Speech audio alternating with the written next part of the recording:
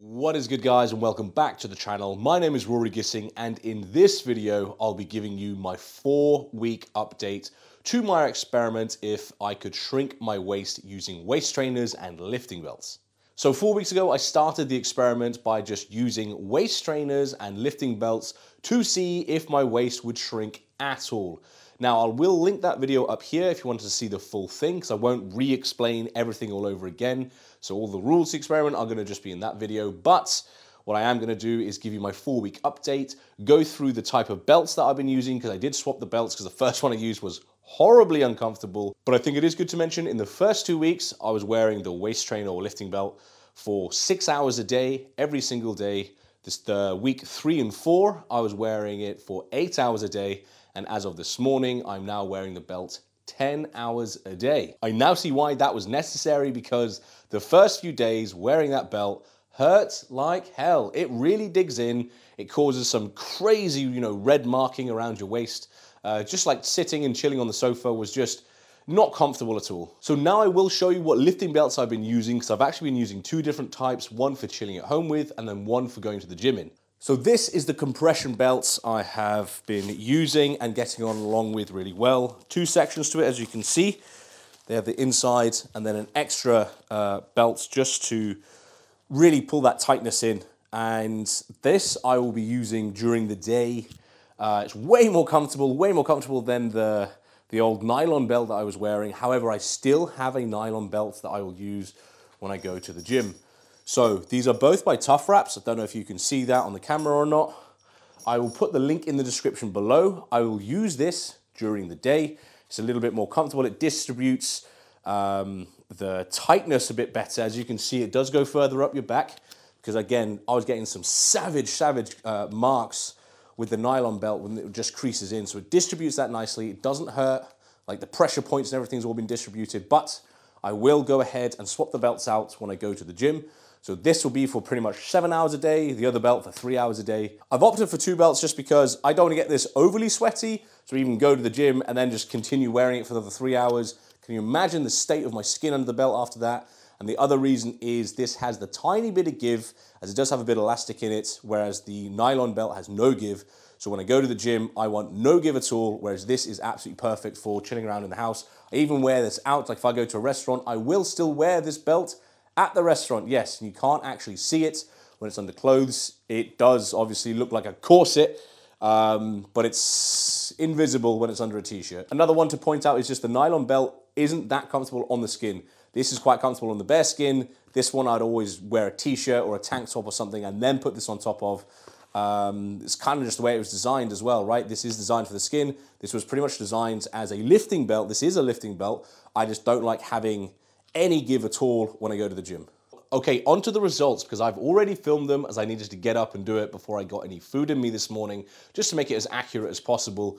So let's crack on with that, and I did not expect these results.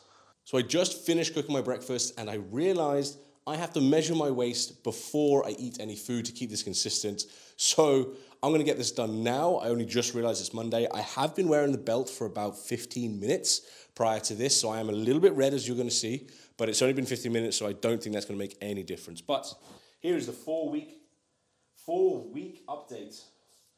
Let's see if there's any changes.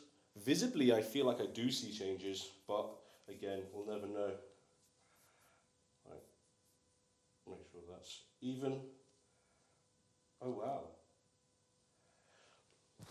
I'm pretty impressed with that. I'm not gonna lie. I am pretty impressed with that. Just see if you can get it focused in the camera.